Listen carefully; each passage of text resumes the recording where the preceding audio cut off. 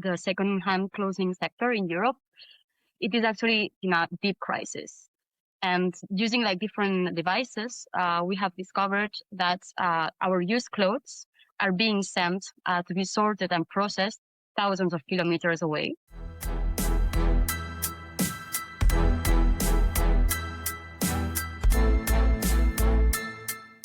Follow the money.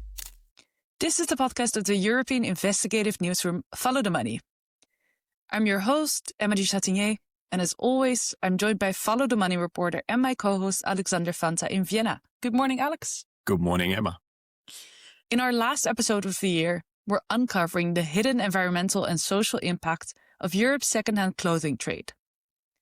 You may think that donating clothes or buying secondhand is simply a sustainable choice. But a Follow the Money investigation found that many clothes donated in Europe are shipped thousands of kilometers abroad, before some of them end up in Europe again. Alex, when you donate your clothes, where do you imagine they actually end up? So, once in a while, I'll go through my wardrobe and take out a few things I'm not wearing anymore and put them in a bag, and I bring them to one of these boxes all over town where you can deposit old clothes. And in my imagination, it ends up in a local store where somebody can have it, or, it's given out for free in homeless shelters, something like that. But I'm not entirely sure that's what actually takes place. Coming to think of it, I don't really know where my clothes end up. Well, today we'll learn all about it. We're joined by journalist Vittoria Torsello in Italy and Elena Rodriguez Gomez based in Spain. And together with their colleague Raluca Besliu, they track donated clothes across the globe using smart tags to reveal the true journey of Europe's secondhand wardrobe. Welcome. Thank you very much. Well, and to get us straight to the heart of the story, what did you uncover about Europe's trade in secondhand clothes? Well, so basically, during our 9-month investigation, we have discovered that the second-hand clothing sector in Europe, despite it's widely seen as Alex was saying, as a vital solution also to the environmental damage as well that the global fashion industry creates, it is actually really at the moment in a deep crisis. And using different devices, we have discovered that our used clothes are being sent to be sorted and processed thousands of kilometers away from their collection point in our neighborhoods. And of course, as you can imagine, this whole trip has environmental consequences, and actually it even triples the carbon emissions linked to these garments. You're really shaking my confidence. I thought when I donate my old clothes, I'm doing something good. Am I not? Well, you are short answer is still even clothes do these absurd trips. Even like that, it is more sustainable to buy secondhand clothes than new clothes, of course, because the environmental footprint of a new garment, from the production of all the fibers that it needs to even as you know, many of these garments that we wear are produced also in the other corner of the world, are imported, and maybe assembled in another part and then re-exported.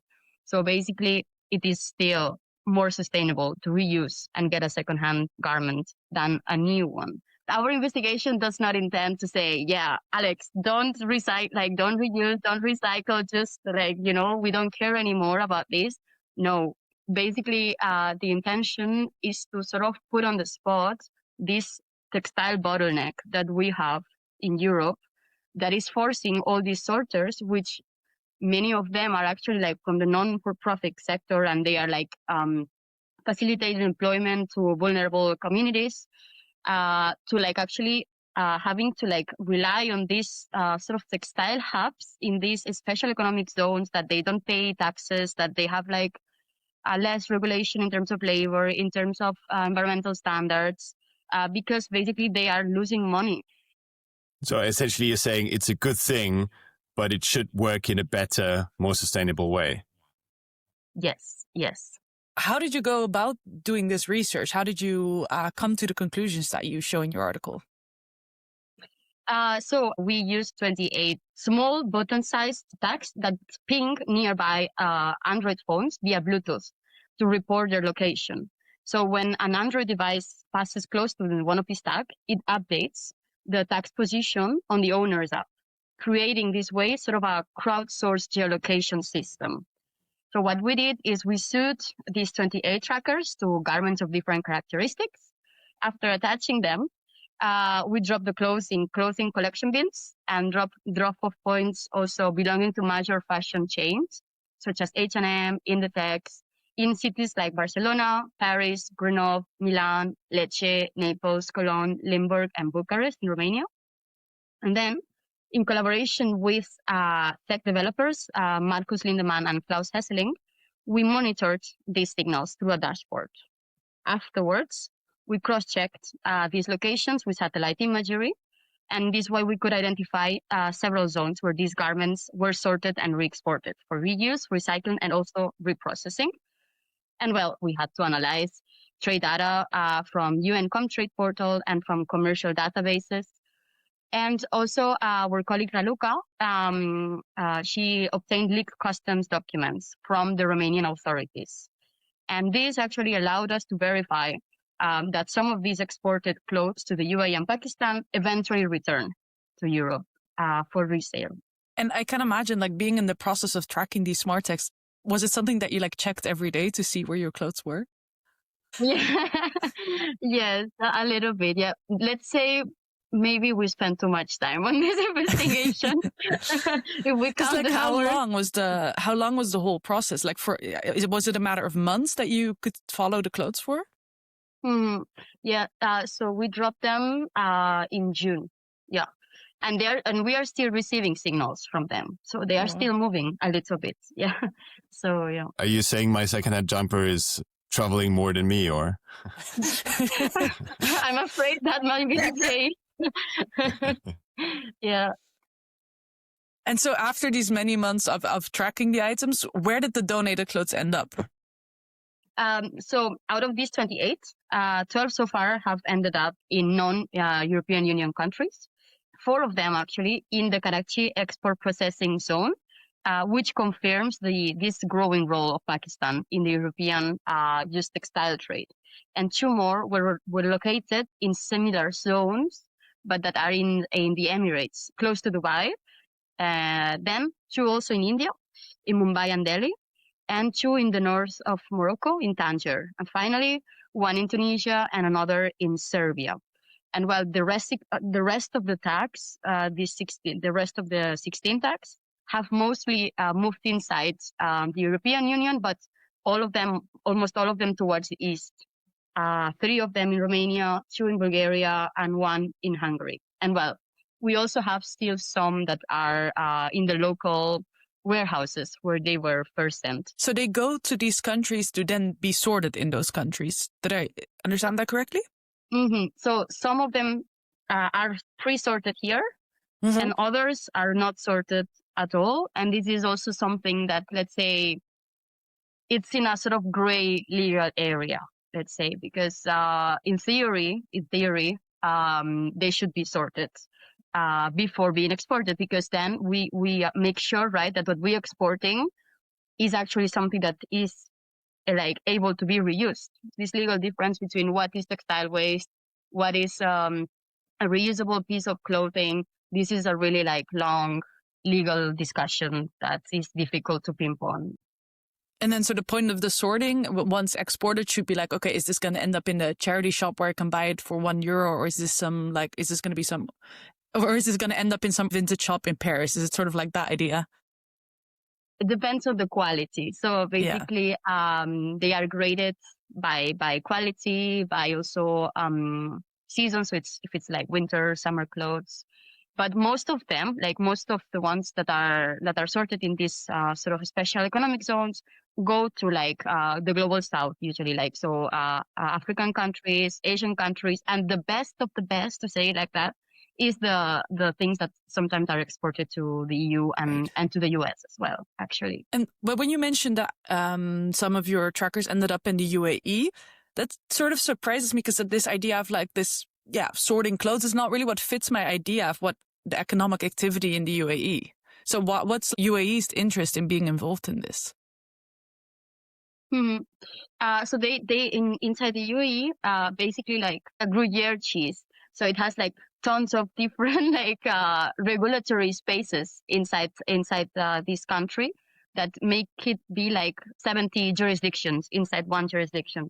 This allows the UAE to have like a lot of flexibility in terms of regulation inside these different zones, and they are trying to create these hubs specialized in different industries. So, and one of them is this textile sector. And there is also like a bit of a more shady part of this that is related to all the lack of transparency that these special economic zones have, in which like some sources, for example, have explained to us that basically in some of these zones you can create a company in like 12 minutes from here, like so via phone. So you just can create a company, no questions asked, without transparency on who the ultimate beneficial owner is of these companies. So basically, this is also raising a lot of alarms for like financial crime experts, because we also have seen some discrepancies in the trade data that are a bit alarming. So we were speaking about special economic zones, but what are they actually? So special economic zones are this idea that kind of emerged over the last couple of decades, that a country creates a particular geographic designation, let's say a city or a port, where regular rules don't apply, or there is a lessened set of rules that make it easier to do trade, for instance, but also like stuff like waste or building codes. And, you know, these special economic zones have become popular, especially in emerging market countries, countries in the global south that say, well, we need to attract as much business as possible and we don't care where it comes from. And we want to offer kind of sweetheart deals to investors. And that has been a challenge, because sometimes these special economic zones are used to, you know, kind of for more problematic, even if sometimes outright nefarious purposes. Sounds like it's just basically a bit of a capitalist playground, special economic zone. It is a kind of proto-capitalist wonderland that really comes with a lot of problems and baggage. That would lead me to, I think this is one of the most intriguing bits of your reporting in your story and Follow the Money, was that some 90,000 tons of used textiles exported from Spain to the United Arab Emirates kind of never really arrived, or it's a bit of a, it just like Spain says it exported all that stuff there, and then it doesn't end up there, or it ends up someplace else. What does that tell us? So basically, when we saw this, we also talked to some financial crimes experts, and they told us that, well, such gaps, such big gaps, are way too big. And plus, you add that, plus the fact that these are happening in special economic zones. Well, basically, they were saying that it's like red flag of like trade-based money laundering indicators, basically. We talked to a financial crimes risk analyst called Graham Bailey from Quantifying, and he explained that one of the reasons why second-hand clothes trading is vulnerable to this trade-based money laundering is that the buyers often price these entire bales of clothes and even whole containers without a reliable and consistent unit of measure, which makes it difficult for banks then to determine like a fair market value. And then this way invoice amounts can be adjusted a bit freely, let's say, with imagination. So do you feel like that the destinations where your clothes ended up, were they one-off cases, or do you feel they really reveal something more systematic about how the second-hand trade works? It's like the sort of the routes that we have found with our tags, like actually match what we have seen in the trade data. So it's like not coincidence, sort of. Like just in the example of Spain, between 2015 and 2023, according to this UN data, almost 30% of all these exports ended up in the UAE, and like the first was the first destination, and the second one was Pakistan. So yeah, that's quite a lot. And even like EU-wide, we found this Oxford Economics report that also found out that in 2023, the UAE were the largest non-EU destination for second-hand clothing for the EU 27. also again followed by Pakistan. So it is not a coincidence. Yes. Yeah, the results we got definitely revealed something systematic because it mostly relates to the fact that the production of the clothes it's so much that at a European-based level, the sorters do not have the capacity anymore to sort such quantities. It was also very interesting. It is something very actually new that the United Arab Emirates and Pakistan and countries further east compared to once they were, for example, the African markets are now the new solution. The new solution for this, at least for them, for this overwhelming quantity of clothes that arrive. What's actually the reason that these clothes leave Europe in the first place? Why aren't they just sorted locally, brought back to my local charity shop? It's like the sorting companies who are in charge of processing and separating the clothes and grading them are very underfunded, and the capacity to process is completely is not enough compared to how much it arrives, and therefore it seems for the sorter like the most viable solution to actually ship them away, because the cost to bear this overproduction and the quantity is too much, and it will just be a loss for them in terms of their whole sorting business. I think a quote that for me was quite synthesizing what's going on. It's like one of the sorters, like the main sorter in Spain, was saying that it's like a perfect storm. They are facing like a perfect storm because in one hand you have like this huge increase on the textiles that they are collecting, because like in the last 10 years of this eruption of ultra fast fashion. And on the other hand, and also linked to this, the price of this commodity, its value has dropped, has sinked. Also from the eruption, even in the market of the second-hand clothes from China, because China sort of is growing both in the first-hand clothes, so with Temu and all this, Shein, and also the second-hand clothes. So it's like a new competitor which has made all the prices go down. And basically now what they were explaining is that they were losing money. They could not cover the price of their costs. Yeah. And then on top of that, the EU has also introduced new rules, which are the Waste Framework Directive and the Waste Shipment Regulations, that should help some of these problems go away. What are these policies exactly meant to achieve when it comes to secondhand clothes?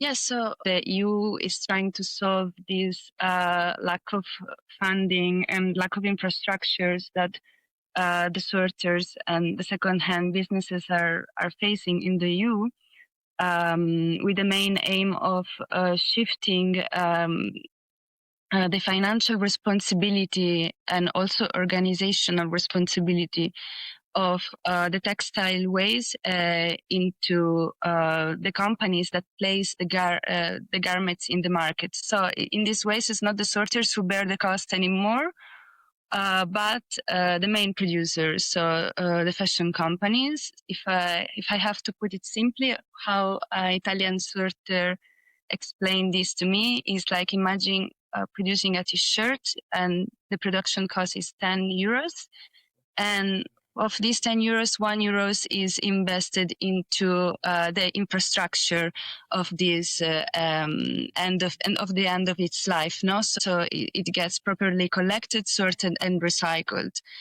And this is what the EU is trying to invest now. Some countries are already putting in place these investments. Some others are a bit delayed in this, but the most important thing is that this regulation also expect the sorters to separate textile from waste. So this processing responsibility that is put upon them also gives them more sorting work without the infrastructure. So the infrastructural capacity. So this has a lot of responsibility without the infrastructural capacity being fast-tracked, because this is what is more needed for the system to function, and is what is causing like a textile collapse at the moment within the EU borders. So basically what you're saying is that, okay, they're coming with regulations that in theory might be good actually to improve the system, but with a lack of investment in the proper infrastructure, the burden just ends up with the sorters who simply don't have the capacity to do what's asked of them. Exactly, yes. Yeah, exactly. So we were talking to this sorter in Mallorca, and they were telling us, okay, so right now we are already overwhelmed and we are processing around 11% more or less of the whole textile waste that is produced by every and each citizen. And in theory, starting like this year, they had to process 100%. So, they were like, how are we going to do this? Nobody wants to buy what we are sorting. We are just losing money, and we are just, we need help, basically, they were saying. And is there any country in Europe where you saw that the system is in fact functioning, or would you say overall it's just not really functioning in any country? I mean, the Netherlands and also France has had their system, their extended producer responsibility system since like, I think over 10 years. But even like in a place like France, where they had this system for over 10 years, sorters were also overwhelmed because this was like an extra crisis. And the government had to like come up with some like finance measures, like to help out like directly this sector, because I mean, sorters were even like protesting, piling up, like putting like clothes in front of Decathlon, like in huge piles of clothes, like staging these sort of protests. And what we have also seen is that, in fact, because of this system that's simply not functioning, some textile recycling factories in Europe have gone bankrupt as well, right? Mm-hmm. Like the biggest ones, actually, like a very big one in Germany, 𝐅𝐸𝐥𝐥𝐸. 𝐅𝐸𝐥𝐸 had like their own also plant, like owned by them in the UAE and also in Chile. So they have been like outsourcing this for quite a while. Also Textate, right, Vito, and in Spain, Recuperalia also. So there's been a couple that went bankrupt out of this situation. And who do you think we can sort of point the finger to for the malfunctioning of the system?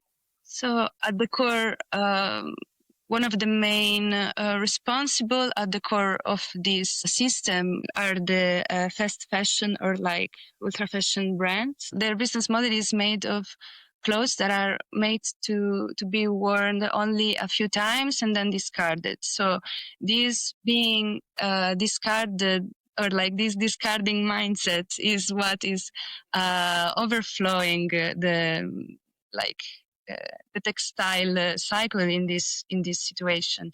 Most of these clothes are, for example, made of polyester, which is very difficult to actually being recycled. This is something definitely the fast fashion business has to be held accountable for, which is the overproduction, but also the lack of quality of the clothes. And I guess also somehow also like of the institution, ourselves and our institutions, who are the ones, like we also in the end, we are living in somewhat democracies, and we have like this sort of intentionals or like willingness to try to regulate a bit how we produce things, how we consume things, right?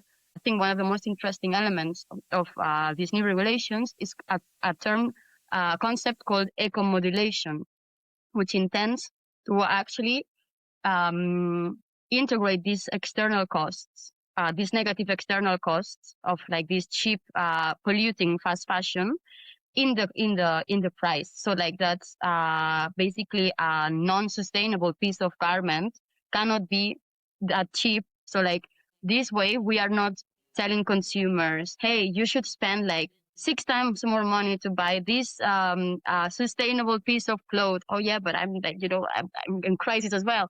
But instead of that, like if you have like public policies who are actually like coming into place and doing like sort of leveling out a little bit the playing field, we would enforce this sustainable industry rather than just leaving this wild industry to go on producing and producing. Well, thank you so much for joining us today, Vittoria and Elena. You can read the full story on ftm.eu. Alex and I will be going on a bit of a Christmas break, and we will be back in the new year for season 2 of the podcast. Thank you. Thank you. Thank you for having us. Bye. You've listened to the podcast of Follow the Money. Our watchdog journalism is funded by our members. Subscribe and support European investigative journalism.